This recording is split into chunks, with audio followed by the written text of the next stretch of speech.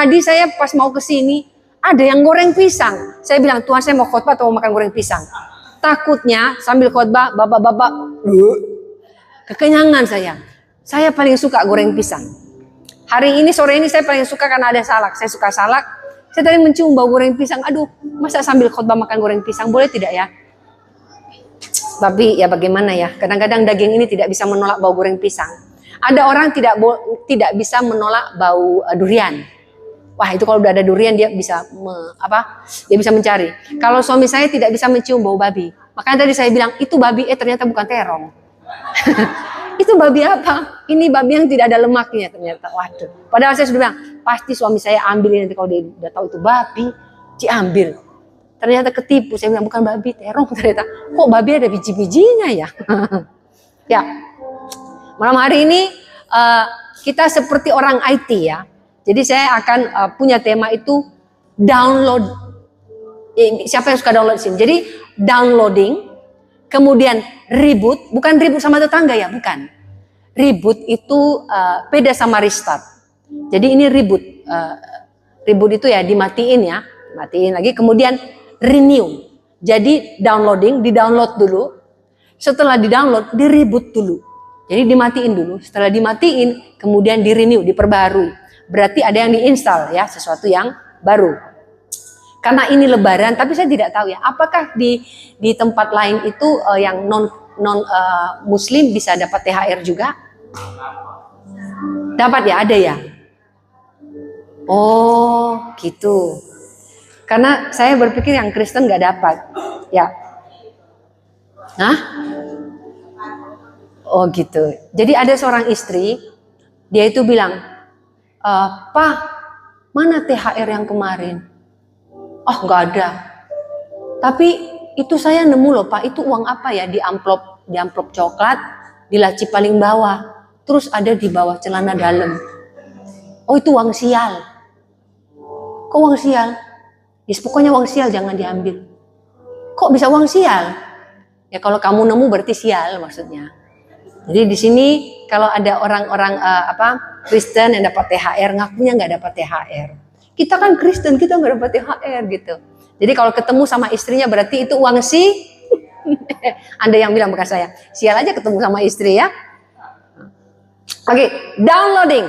Yang pertama. Kenapa saya bicara downloading? Ini continue yang tadi. Setelah kita komitmen, kita sudah ke gereja. Kita sudah kasih komitmen sama Tuhan. Tapi kan harus ada sesuatu yang baru. Kalau tadi sudah dengar komitmen, tapi Anda tetap menjadi orang yang sama. Apa bedanya? Sama seperti ini, masuk telinga kanan, keluar telinga kiri. Iya kalau numpang lewat, nggak lewat ke dalam. Kalau lewat dalam kan pasti mikir toh, cuma dilupakan. Kalau ini nggak, itu berarti tidak masuk. Orang ngomong apa? Saya pernah melayani satu orang, saya sempat merasa ini orang kok tidak sopan ya. Saya ngomong firman lah, dia soalnya senyum-senyum. Cuma dia senyum itu bukan lihat saya. Dia lihat ke sana, saya sempat, dia nggak lihat siapa-siapa dalam hati. Dia lihat hantu apa lihat saya ya? Maaf, saya tidak tahu kalau ternyata orangnya, ada orang yang matanya itu tidak fokus ya. Jadi dalam bola matanya itu melihat ke sana, tapi sebenarnya dia lihat saya. Kemudian dia senyum-senyum itu, ternyata dia tuli. Saya tidak tahu. Dia manggut terus. Terus maksud saya kenapa dia tidak responi saya? Ngomong juga tidak. Nah saya baru tahu ternyata biasanya kalau tuli itu pasti bisu. Saya baru tahu setelah ada orang datang nyapa dia oh bisu. Tapi itu kan cacat fisik. Bayangin ketika Anda dengan firman Tuhan, Anda cacat secara rohani. Yang Anda dengar tadi, lupa setelah makan goreng pisang. Apalagi sudah makan apa tadi itu? Apa lauk terakhir ini ikan? Anda lupa. Setiap minggu kita ke gereja, waktu di gereja, amin, puji Tuhan, amin. Pulang dari situ lupa. Coba kalau saya pernah nanya, saya baru khotbah, tidak lama kemudian saya tanya di grup, ceritanya tadi saya khotbah apa? Saya selalu khotbah 3 poin, tidak pernah 2, tidak pernah 4. Itu loh apa? Berarti dia tadi Padahal yang saya tanya yang ngomong, amin, puji Tuhan, suaranya gede. Saya mau bicara downloading ini begini. Kalau kita sudah dengar firman tadi tentang komitmen, malam hari ini kita bicara 3 hal ini. Downloading, kita download. Ceritanya download itu sesuatu yang baru yang akan kita install dalam hidup kita. Apa yang sudah kita dapatkan tadi siang? Dari kemarin sudah di sini. Apa yang sudah kita dapatkan, kita aplikasi, kita lakukan. Kemarin firmannya apa ya Pak? Kemarin Pak Markus ya? Ayo, tunjuk tangan siapa yang bisa. Nanti hadiahnya saya kasih. Yang masih ingat yang kemarin. Saya kasih batangan emas, utang dulu tapi. Oh, kalau yang jawab cewek saya kasih emas. Mas Bambang, Mas Jono, Mas Tono. Ya, ada yang bisa jawab khotbah kemarin apa? Yang dari Pak Markus. Beneran saya kasih. Terhubung dengan Tuhan. Kenapa yang di depan yang menjawab, yang di belakang senyum-senyum? Saya curiga seperti yang saya ajak ngomong itu. Senyum-senyum, tapi apa yang ada senyumin? Terhubung dengan Tuhan. Nah, downloading ini bicara gini. Cari tahu faktor penyebab. Jadi gini, dalam hidup kita ini, nanti kita akan baca ayatnya ya. Dalam hidup kita ini kan selalu berhubungan dengan banyak orang. Kita bicara pelayanan dulu. Kenapa di dalam pelayanan kita sering menganggap orang lain tuh jadi batu sandungan? Kenapa juga orang lain menganggap kita jadi batu sandungan? Ada perspektif yang salah. Seperti yang saya katakan tadi, ada orang melihat, saya nggak suka dia karena begini, saya nggak suka dia karena begini. Ada satu majalah ini waktu pas Pangeran William, ya Prince William itu melahirkan anaknya yang ketiga. Jadi dia difoto dari samping, sama difoto dari depan. Yang wartawan yang foto dari samping, maaf, foto yang dia dapatkan karena dari samping, maaf loh ya, lihatnya seperti jari tengah. Karena begini, maaf. Jadi dibilang begini, Pangeran William itu tidak suka difoto sama wartawan. Ternyata dia tuh begini. Nah yang foto dari sana, lihatnya cuma jari tengah. Itu perspektif. Waktu itu dibuat jadi viral, ternyata ada kameramen mengambil yang sama, dia mengatakan ini anak saya yang ketiga. Ini perspektif. Sekarang ketika Anda masuk ke gereja, ada perspektif yang berbeda yang harus kita pakai. Menjadi orang Kristen, kita harus punya perspektif yang baru. Perspektif yang baru ini apa? Jangan melihat di satu sisi dulu. Kita harus download ini. Download ini apa? Aplikasi baru namanya perspektif Kristus. Kenapa Kristus suka dengan orang yang Anda bilang tidak menyenangkan? Kenapa Kristus mengasihi orang yang Anda bilang dia sukses karena kurang ajar itu sebenarnya? Dia bisa kaya itu karena korupsi. Tapi kenapa Tuhan tetap memberkati dia? Itu kan menurut Anda dia korupsi. Kemudian ada orang yang terus masa lalu diungkit. Mungkin dia dulu maling ayam. Sekarang dia tukang goreng ayam. Loh dia bisa buka usaha. Tapi kan dulu dia malingnya. Kalau dia dulu maling hati Anda, sekarang suami Anda bersyukur punya maling seperti dia. Ya tak? Tapi kita sering seperti ini. Sering melihat dari perspektif yang kita mau. Kita sering lihat ke masa lalu. Itu kalau kita ke orang lain. Sekarang kalau ada orang lain seperti itu kepada Anda, apa yang Anda rasakan? Ada orang-orang yang selalu diungkit masa lalunya, padahal dia sudah meninggalkan masa lalu. Kemudian Anda kecewa. Oh saya ini tidak sempurna. Sampai ada orang malu untuk bertemu orang lain. Ada orang malu untuk pelayanan. Ada orang malu mengakui masa lalunya karena takut direndahkan karena masa lalunya. Loh, ada apa dengan masa lalu? Tuhan katakan tinggalkan yang di masa lalu. Tuhan tidak pernah melihat masa lalu kita. Ketika kita download perspektif Kristus ini, kita akan melihat semua itu berbeda. Ada pertanyaan psikologi seperti ini. Saya sanggup bekerja. Saya sanggup beli apapun lah gitu. Kemudian ada orang yang tidak sanggup bekerja. Dia tidak sanggup beli apapun. Karena waktu itu dia lagi nganggur. Anggap saja itu Pak Markus. Kemudian saya punya 2 apel, Pak Markus ini lapar. Saya punya 2. Kira-kira saya kasih apelnya berapa?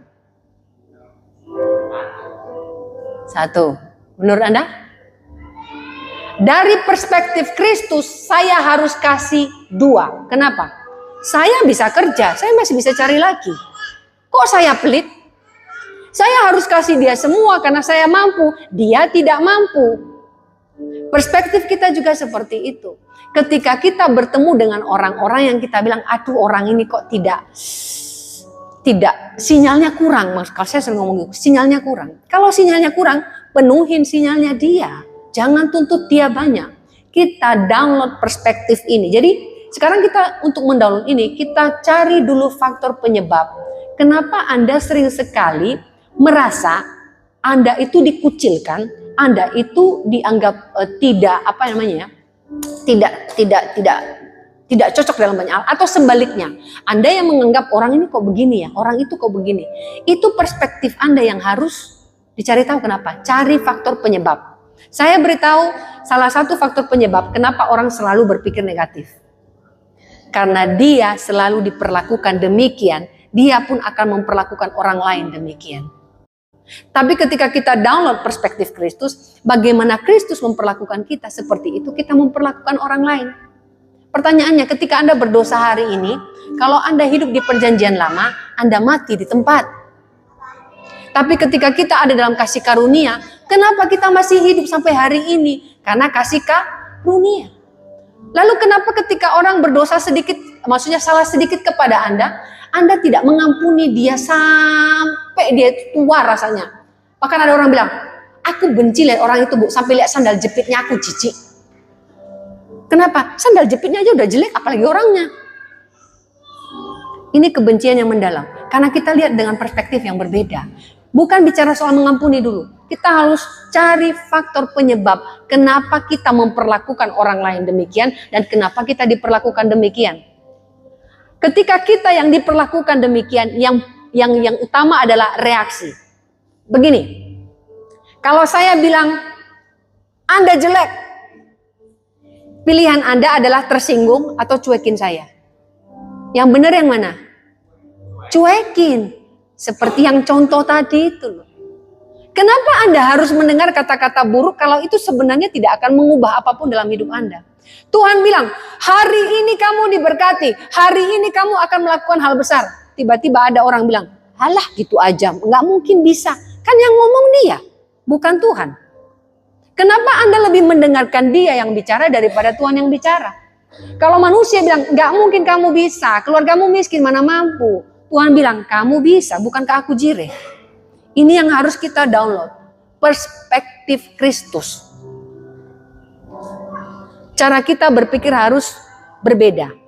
Dari cara berpikir dulu, kita download perspektif Kristus.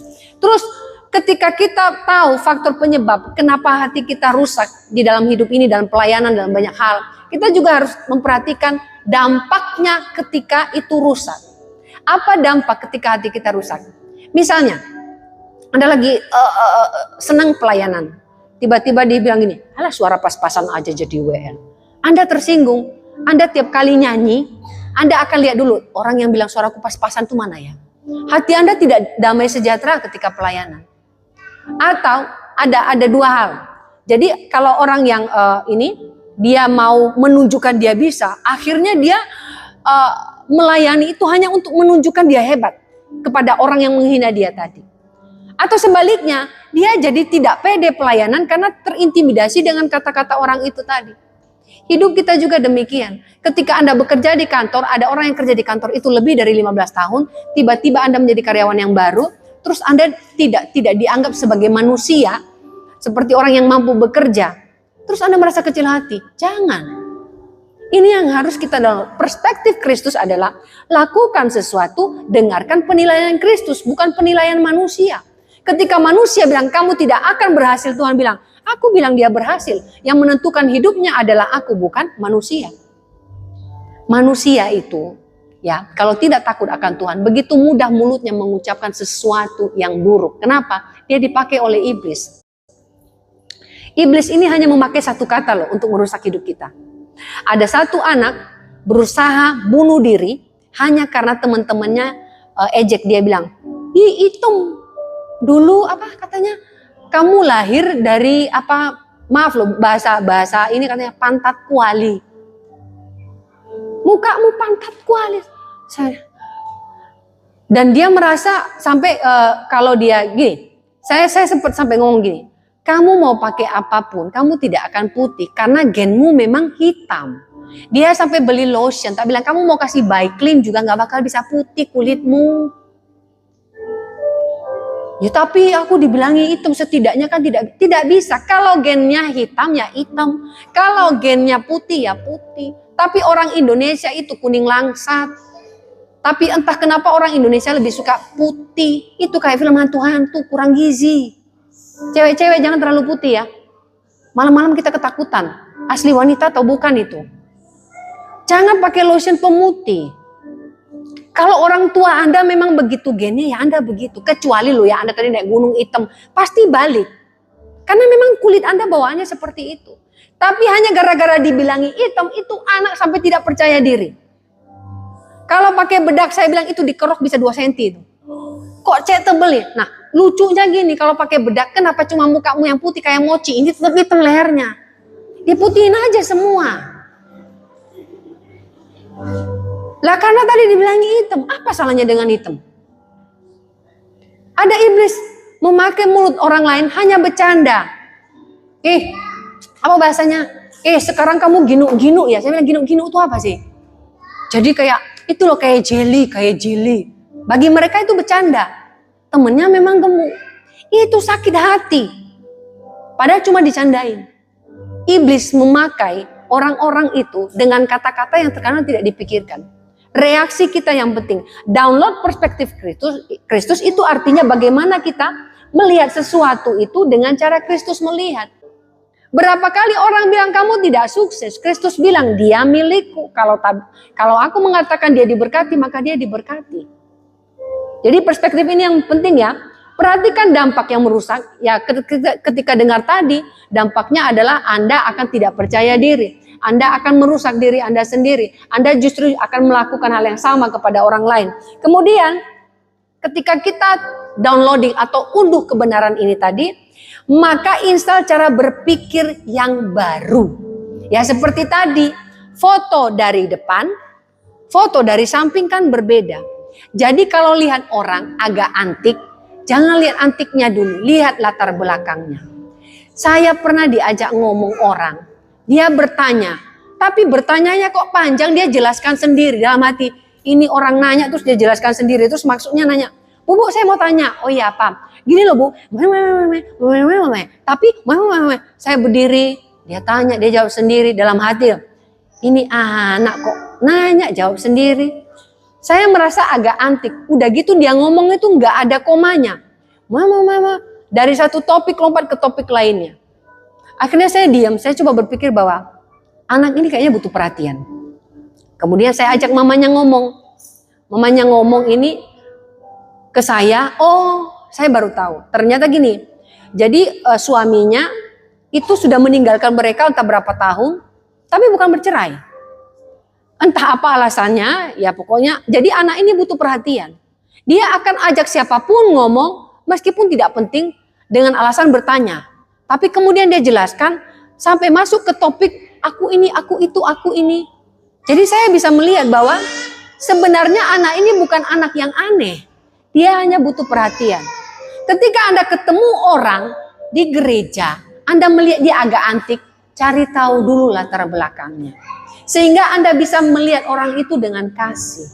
Anda tidak akan menghakimi, ini kok orang kalau ngomong mulutnya gak suka saya. Loh, mungkin dia diperlakukan demikian sehingga dia ada emosi dalam dirinya yang ingin dia tumpahkan tapi gak tahu kepada siapa.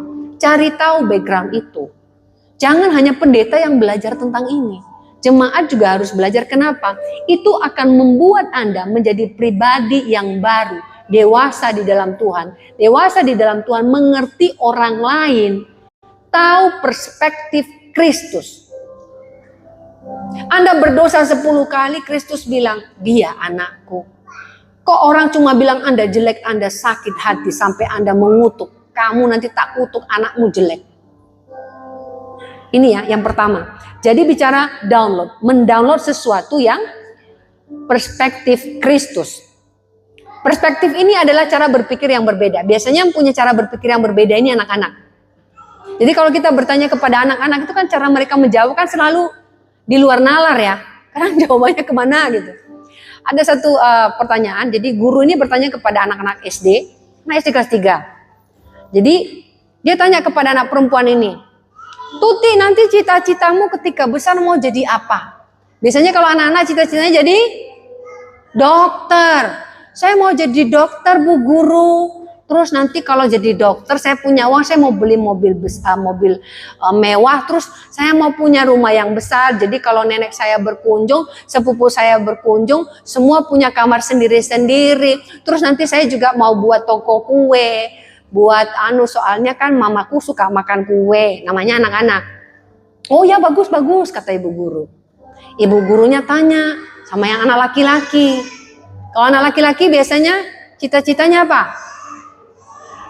Polisi kan? Tanya, Doni cita-citamu apa? Cita-cita saya menikah sama Tuti aja. Loh kenapa? Dia kan udah jadi dokter, sudah kaya, nanti beli rumah, beli mobil ya. Saya tinggal numpang aja. Itu perspektif yang berbeda. Dia tidak usah jadi polisi. Gurunya tanya, kenapa nggak mau jadi polisi? Susah lah, masuknya aja kadang kata papa saya bayar. Kalau nikah sama Tuti kan nggak usah bayar. Bayarnya pakai cinta. Di sini ada wanita ketika pria katakan ajak nikah mau tapi gak ada uangnya. Mau nggak? Bukankah cinta itu buta? Saking butanya nggak tahu yang dinikahi siapa. Makanya jangan buru-buru menikah ya. Saya katakan bagi wanita kalau Anda mau menikah jangan buru-buru, pikirkan baik-baik.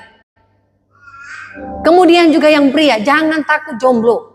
Selagi jomblo nikmati uang THR Anda. Nanti setelah itu jadi uang sial.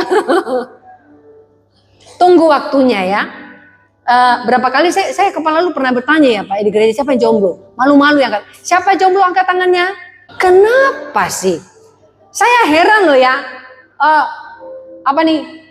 Peniel sama Anugrah ini. Ditanya siapa jomblo tidak angkat tangan. Disuruh ke depan untuk didoakan gak ada yang mau. Nanti kalau Tuhan Yesus datang, Tuhan Yesus, siapa yang mau ke surga? Nggak ada yang mau juga. Ada yang mau ke surga nggak? Yang mau ke surga angkat tangan. Mari kita berdoa. Jadi ini perspektif yang berbeda ya. Perspektif yang berbeda, jangan ikut cara manusia. Kita udah bisa tebak kalau anak-anak ditanya mau jadi dokter. Terus kalau anak laki-laki polisi. Bisa ditebak. Menjadi orang Kristen dengan perspektif yang baru tidak bisa ditebak. Ketika kita melihat orang setengah sinyalnya, kita bisa melihat dengan kasih. Ketika kita melihat orang antik, kita bisa melihat dengan kasih. Itu berbeda. Ketika kita sudah download perspektif Kristus. Yesaya 43 ayat 18. Yesaya 43 ayat 18. Firman-Nya, janganlah ingat-ingat hal-hal yang dahulu, dan janganlah perhatikan hal-hal yang dari zaman purbakala. Kalau dulu Anda dikatakan seperti ini jelek, gak usah diingat. Kalau dulu Anda pernah berdosa, gak usah diingat. Yang penting bagi Tuhan komitmen Anda hari ini apa? Tuhan tidak mengingat bahkan yang 1 detik yang lalu Anda berdosa, tapi ketika saat ini Anda bertobat, Tuhan lupakan. Sejauh timur dari barat jalan kaki, gitu ya lagunya ya. Capek deh. Itu cara Tuhan mengampuni dosa kita. Kalau kita mengingat ini, tidak akan bisa kita mendownload aplikasi perspektif Kristus. Karena kita selalu diintimidasi dengan masa lalu. Malam hari ini, Anda yang punya dengan masa lalu yang buruk, malam hari ini putuskan di dalam nama Yesus. Kalau Anda mau diperbaharui, kalau mau punya hati yang baru, itu diputuskan di dalam nama Yesus. Jangan mau diintimidasi oleh iblis. Masa lalu biar tetap jadi masa lalu. Yang mantan biar tetap jadi mantan. Gak usah CLBK. Kecuali terpaksa. Ingat, masa lalu tidak usah diingat. Ingat, firman Tuhan katakan, jangan CLBK dengan dosa. Kalau dosa sudah merusak Anda, jangan kembali ke dosa itu. Iblis akan menarik kita kembali ke sana. Yang kedua, setelah bicara tadi, mendownload perspektif Kristus, ribut. Dimatiin dulu. Apa yang dimatiin? Ya, ketika bicara komputer, kalau sudah hang gitu kan biasanya saya restart itu. Jadi diribut dulu, dimatiin dulu. Ada hal yang mungkin kita ini pertama kebiasaan kita yang sebenarnya kita anggap dari dulu itu tidak apa-apa, tapi ternyata itu apa-apa. Saya kasih contoh diri saya sendiri. Karena saya pelayanan itu satu-satunya yang bisa main musik itu saya. Mentor saya bisa main musik tapi hanya bisa main gitar. Tapi untuk bisa menggantikan semua pemain, saya bisa aja. Jadi saya harus terpaksa memainkan banyak alat musik karena waktu itu gereja perintisan ini ada pemusik tapi bertingkah. Tahu ya bertingkahnya?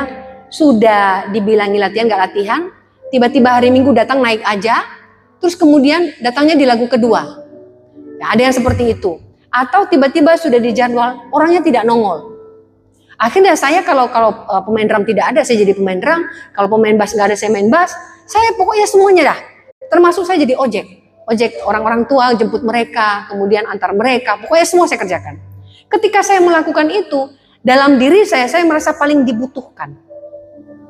Muncullah kesombongan saya yang mengatakan, oh emang kalau kalian nggak ada, gereja nggak jalan. Tetap jalan. Memang betul. Tetapi pada saat itu saya tidak sedang mengatakan bahwa Tuhan bisa pakai siapa saja. Tapi saya sedang menyombongkan diri saya. Kalian tidak ada ya, saya ada. Itu saya dulu. Karena saya merasa, oh begitu banyak talenta Tuhan kasih, berarti saya dipakai Tuhan luar biasa dong. Saya lagi. Itu keliru loh ya. Dan kenapa Tuhan menegur saya dengan cara seperti ini? Saya selalu bilang seperti ini, Tuhan, kenapa setiap apa yang saya lakukan tidak dihargai? Padahal saya sudah bayar harga sampai saya tidak punya waktu untuk diri saya sendiri. Dulu loh ya. Kok gak pernah dihargai? Tiba-tiba setelah itu yang saya berharap waktu itu saya yang akan dipercaya misalnya untuk sesuatu. Tiba-tiba yang dipercaya orang baru. Saya bilang, asem nih, maaf loh ya, asem nih gembala nih. Saya sudah susah-susah dia pilih yang itu. Karena saya merasa saya lebih hebat. Itu salah. Jadi saya harus mematikan ini. Kesombongan itu harus dimatikan. Ketika kesombongan itu dimatikan, saya baru mengerti apa yang namanya urapan. Ketika kesombongan itu ada, wah saya luar biasa. Saya katakan ketika saya dipenuhi oleh Roh Kudus, semua orang saya dipakai dengan karunia yang saya tidak usah sebutkan lah. Ini dan itu, ini dan itu. Wah orang hebat ya. Saya menerima itu untuk diri saya sendiri. Tapi ada masanya selama 7 tahun itu mati. Tuhan diamkan itu, bukan Tuhan ambil. 7 tahun saya berhenti pelayanan karena saya kecewa dengan gereja, saya kecewa dengan pendeta. Tapi sebenarnya mungkin kecewa bukan pendetanya, bukan gerejanya, saya sendiri. Karena saya berharap puji-pujian untuk saya. Saya berharap ketika saya hebat, pilih saya dong. Ini yang keliru. Jadi ini yang harus saya matikan dalam diri saya. Hari ini apa yang membuat Anda tidak bisa maju, itu yang harus dimatikan. Misalnya, Anda merasa Anda lebih tahu dari Tuhan. Ketika berdoa, Tuhan saya nanti mau ini. Ketika nggak dijawab, Tuhan kok lama? Jawabnya kok gitu aja nggak bisa. Orang lain kok dijawab. Karena kita mengatur Tuhan. Kita merasa lebih tahu dari Tuhan. Matikan itu. Kemudian kita merasa apa? Kita merasa lebih lebih punya hak untuk menghakimi orang lain. Dia itu begini. Ini nggak pantas. Mudah menunjuk orang itu mudah. Itu harus dimatikan.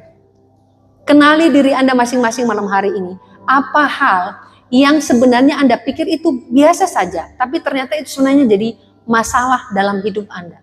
Itu diribut dulu, dimatiin dulu. Karena ketika itu dimatiin, apa yang kita install tadi, perspektif Kristus tadi, itu akan menjadi aplikasi baru ya. Hal yang baru dalam hidup kita. Jadi yang lama itu diribut dulu sistemnya, cara berpikirnya. Ini yang harus kita tahu. Ribut ini adalah bicara hari ini siapa yang jaga hati kita? Kita sendiri. Makanya ketika kita bereaksi kepada orang lain, kita harus jaga. Kenapa Anda ikut marah ketika orang lain marah? Kalau orang gila Anda ikut gila, berarti sama-sama masuk rumah sakit jiwa. Kita juga begitu. Orang marah nggak usah ikut marah. Orang menghina Anda, gak usah hina dia. Ketika dia berdosa, gak usah ikut berdosa. Kita menjaga hati dengan menjaga reaksi. Ketika orang menghina Anda nggak usah bereaksi. Apapun yang dilakukan orang yang tidak baik kepada Anda, tidak usah bereaksi. Malah jika perlu katakan, oh ya Tuhan berkatimu. Cukup. Mau ngomong apa? Orang mulutnya dipakai iblis. Kalau orang lain dipakai mulutnya oleh iblis, jangan mau mulut kita dipakai oleh iblis. Mungkin orang-orang di gereja tidak berantem lah, gak cakar-cakaran di gereja. Mulut itu loh. Ada, kan saya pernah bilang, cara orang Kristen bergosip itu tidak pakai suara.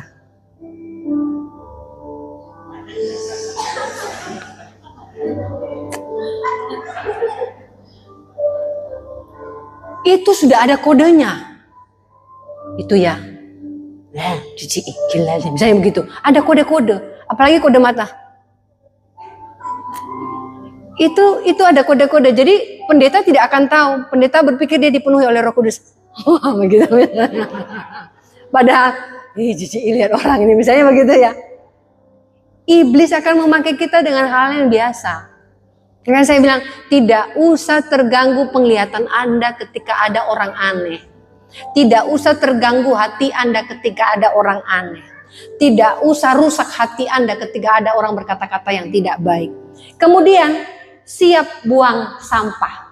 Kenali sampah dalam hidup Anda hari ini. Apa sampah dalam hidup Anda? Sampah dalam hidup saya adalah yang harus saya buang. Yang pertama sekali, saya dulu paling tidak suka orang sombong. Dia itu akhirnya dipecat di perumahan kita. Dia datang, dia seperti mau minta saya uang. Dia berpikir bahwa bisa dikerjain orang. So, saya kan mau buat KTP ponakan saya, dia minta 1 juta. Padahal dia tuh cuma satpam. Kenapa dia minta saya 1 juta? Kemudian ya, keluarga saya itu tentara. Nah, terus kalau tentara apa? Itu sepupu saya yang punya tanah di seluruh lontar ini. Wah, dia ngomong begitu banyak. Dalam hati pengen tak remes bapak ini. Ngomong. Lah kalau memang dia kaya, dia nggak usah jadi satpam. Tapi sombongnya minta ampun. Nah, sampah dalam hati saya, orang-orang seperti itu saya lawan. Waktu itu saya langsung ngomong, harusnya tidak usah. Oh, tentaranya pangkatnya apa? Karena ipar saya sendiri juga brimob. Ponakan saya polisi. Mereka berpangkat. Sepupu saya juga, bapak saya juga punya tanah. Saya lawan. Berapa hektar sih tanah yang di sini punya sepupumu? Saya melawan dia dengan kesombongan, bukan karena saya maunya mau buat dia kicep aja gitu loh. Apa bedanya saya dengan dia? Sama. Saya berpikir motivasi saya benar supaya dia diem. Dia mau ngancam saya karena minta 1 juta, dia sebut dia punya tentara. Saya punya brimob, saya bilang gitu. Saya masih punya SIM dari brimob, meskipun sudah mati, tapi menunjukkan bahwa saya pernah di brimob. Tapi itu sampah. Kenapa saya terganggu dengan orang sombong? Kalau dia mau sombong aja tadi ya sombong aja. Kalau nggak mau kasih 1 juta ya nggak usah kasih. Nggak ada uang pak. Nah ini jadi ceritanya itu sampah dalam hidup saya. Apalagi sampah dalam hidup saya. Saya paling anti dulu dengan orang-orang yang ya itu lagi sombong lagi yang ya itu saya bilang seperti saya dulu. Karena dia pintar main ini main itu tiba-tiba sombong. Langsung saya keluarkan dia dari pelayanan. Tapi itu menjadi sampah. Kenapa? Saya tidak ajak omong orangnya. Jadi saya keluarkan dari pelayanan, saya coret dari pelayanan tanpa ngomong. Itu kan keliru, harus ngomong dulu. Tapi saya tidak belajar itu dulu, itu sampah. Banyak hal lagi. Malam hari ini kenali apa yang sampah dalam hidup Anda. Sampah pertama, anak muda, pornografi. Sampah kedua, anak muda suka ngomong kotor. Anda berpikir dengan ngomong, pakai R belakangnya.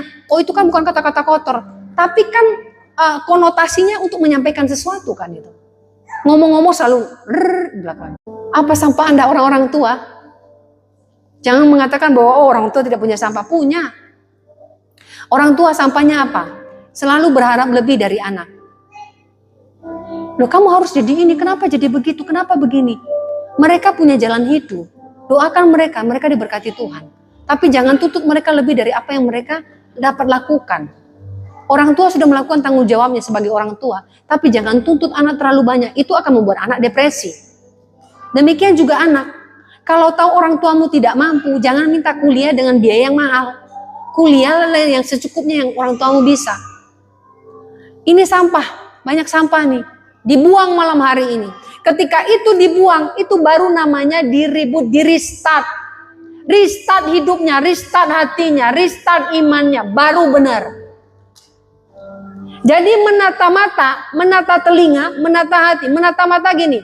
Ketika kita mau ribut sesuatu, mau restart sesuatu, mata ini loh, mata ini ditata supaya tidak iri lihat mobilnya orang. Ganti mobil lagi, baru 2 tahun lalu ganti, dijual. Urusannya dialah. Kenapa Anda harus mengomentari?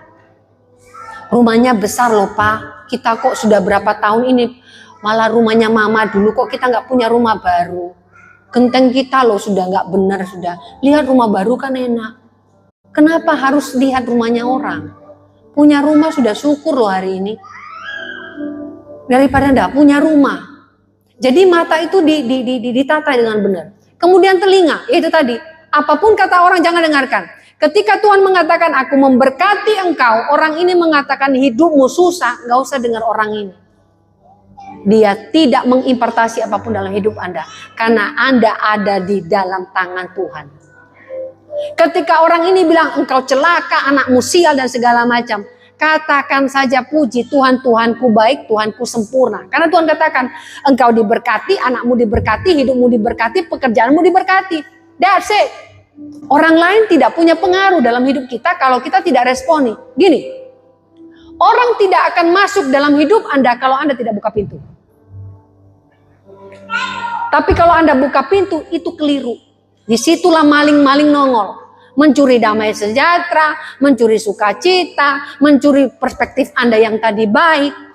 Ini harus diribut ya. Amsal 4 ayat 23. Amsal 4 ayat 23. Jagalah hatimu dengan segala kewaspadaan, karena dari situlah terpancar kehidupan. Garis bawahi kehidupan. Kehidupan ini bicara seperti ini. Apakah orang-orang yang stres punya kehidupan? Tidak. Apakah orang-orang yang depresi punya kehidupan? Tidak. Tapi apakah orang-orang yang bersukacita punya kehidupan? Ya. Kehidupan tidak bicara Anda punya harta yang banyak. Tapi ketika Anda punya sesuatu, Anda bersyukur, Anda bersukacita, Anda punya kehidupan. Itu yang benar. Banyak orang kaya, kayanya minta ampun, gak punya kehidupan. Susah hati terus. Kita harus lihat di dalam Amsal ini. Yang ketiga, renew, diperbaharui. Ketika diperbaharui, berarti tadi adalah perspektif yang baru. Motivasi yang baru, gaya hidup yang baru. Jadi kalau bicara renew, itu sesuatu yang baru. Kita harus ya seperti tadi kan, kalau anak kecil kan punya perspektif yang berbeda ya. Kalau anak kecil misalnya, gini, Shan, bisa tirukan suara kucing nggak? Gimana kucing? Meong. Meong, betul kan? Betul. Siapa yang bisa tirukan suara singa, bisa tidak suara singa? Nah, betul kan? Coba kalau saya katakan bagaimana suara buaya? Tahu suara buaya? Hai cantik.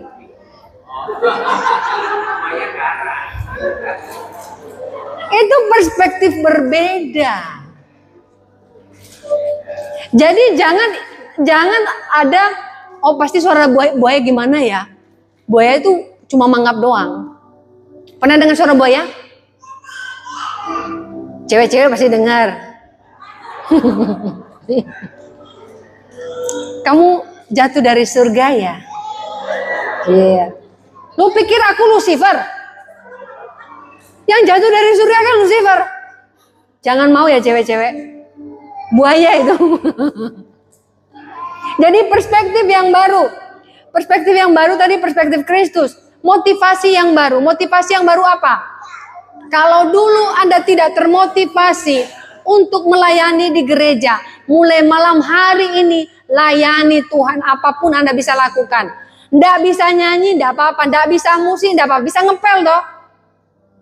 Bisa susun kursi toh. Bisa ngelap dinding toh. Wes daripada nggak ada kerjaan tak lap-lap dinding, wes Pak, nggak apa-apa, yang penting kerjaan. Nggak apa-apa. Nyusun sepatu anak sekolah minggu, itu pelayanan. Atau enggak Anda hanya duduk di sekolah minggu, kan ada anak-anak iler, Anda lapin ilernya wes nggak apa-apa. Itu sudah pelayanan. Saya pernah di bagian itu dulu pertama-tama. Masa yang lain dapat SD, kelas 1, kelas 2. Saya dapat bayi. Bayi diapain? Ya dijagain. Terus suruh nyanyi. Bayi disuruh nyanyi. Saya yang nyanyi sendiri, saya ikut nangis. Akhirnya saya ngelapi ingus, ngelapi ini. Emaknya juga nggak nemani di dalam. Jadi saya babysitter. Saya bilang, guru sekolah minggu di babysitter beneran. Tapi itu pelayanan. Anda nggak mungkin bilang, panggil omakmu. Sekolah minggu nitip-nitip. Anda bisa melakukan apapun. Motivasi baru adalah lakukan sesuatu di gereja hari ini untuk melayani Tuhan. Amin. Sekarang di rumah, motivasinya apa? Yang biasanya suruh orang cuci piring, mulailah cuci piring bapak-bapak. Jangan nunggu istrinya. Amin. Bapak-bapak yang mau komitmen malam hari ini cuci piring, tolong angkat tangan.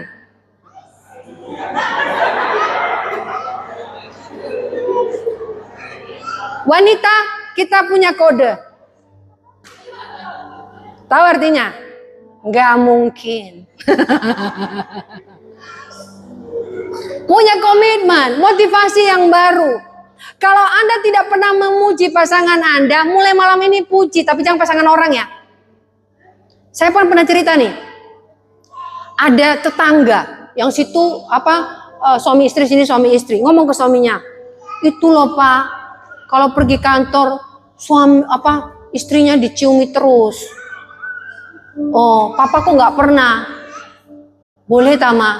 Ya iyalah, besoknya dia pergi cium yang sana. Istrinya marah. Loh, kan mama bilang papa kok nggak pernah? Bukan cium dia Pak, saya. Oh, beda rasanya mah. Jadi ini ya, motivasi yang baru. Anda tidak pernah memuji pasangan Anda, puji. Anda tidak pernah memuji teman Anda, puji.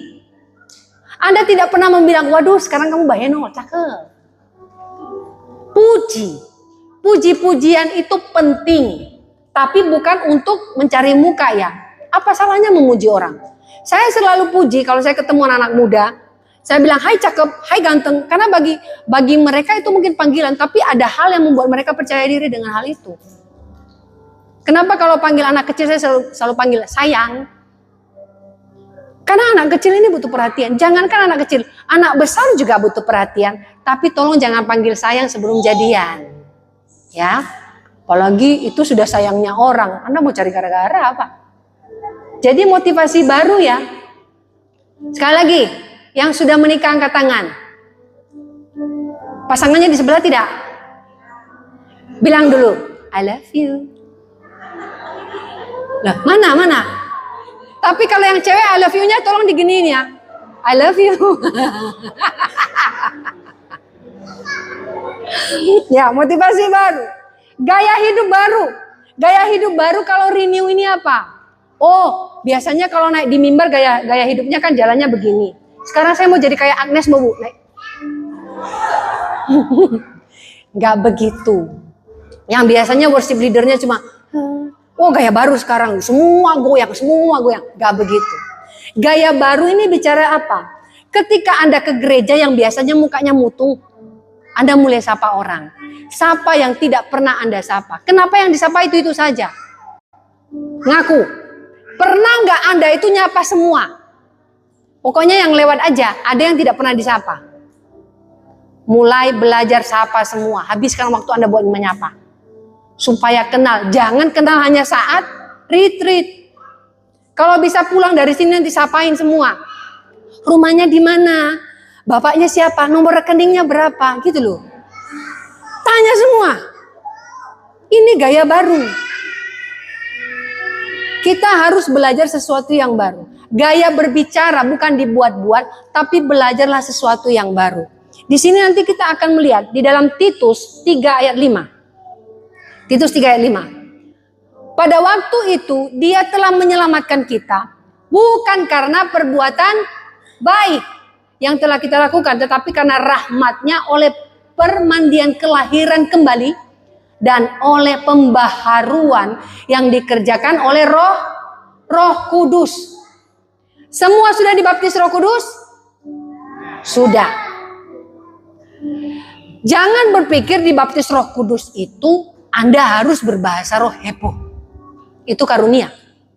Tapi semua yang sudah menerima Kristus, menerima Roh Kudus, dia sudah dibaptis Roh Kudus. Tapi satu hal seperti yang saya katakan tadi, setiap orang punya karunia. Malam hari ini saya mau berdoa buat karunia itu, supaya dipertajam oleh Tuhan. Siapa tahu, saya tidak tahu, Anda ternyata orang yang dipakai Tuhan bernubuat. Ternyata Anda yang dipakai Tuhan nabi ya. Ternyata Anda yang dipakai Tuhan punya kerasulan. Tapi Anda tidak mau bergerak. Kenapa tiap kali disuruh doa di depan itu gini? Yang dipanggil doa di depan bukan karena Anda punya masalah. Kok takut? Saya tidak akan sodok Anda sampai jatuh kok. Ketika mentor saya mengimpartasi, dia sudah almarhum sekarang. Mentor saya yang pertama, dia mengimpartasi sesuatu dan saya tahu itu. Dulu saya bilang, Tuhan hebat sekali sih Opung ini dipakai Tuhan. Tapi saya tidak pernah minta Tuhan. Karena saya tahu kapasitas saya waktu itu saya tidak layak. Tapi ketika beliau mendoakan saya, terimpartasi apa yang Tuhan pakai dari mentor saya ini.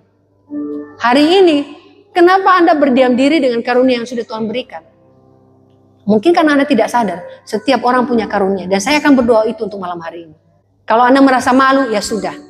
Karena gini, Tuhan juga tidak akan pernah memaksa Anda. Kalau Anda tidak punya motivasi untuk melakukannya, tidak. Karunia itu bisa tajam ketika Anda termotivasi. Kalau tidak, Tuhan juga tidak akan memaksa. Tapi betapa kasihan, makanya ada yang namanya perumpamaan 5 talenta, kemudian mereka yang punya 1 talenta ada di tengah-tengah orang di luar sana, di sini tidak ada. Malam hari ini saya mau setiap kita, termasuk saya juga ingin pertajam karunia saya. Setiap kita harus punya motivasi untuk boleh mempertajam karunia ini. Jangan malu. Karena saya percaya setiap orang punya karunia yang luar biasa dipakai Tuhan. Saya akan ajak Anda lagi untuk menyembah Tuhan. Kita benar-benar menyembah Tuhan. Jangan pernah bosan menyembah Tuhan.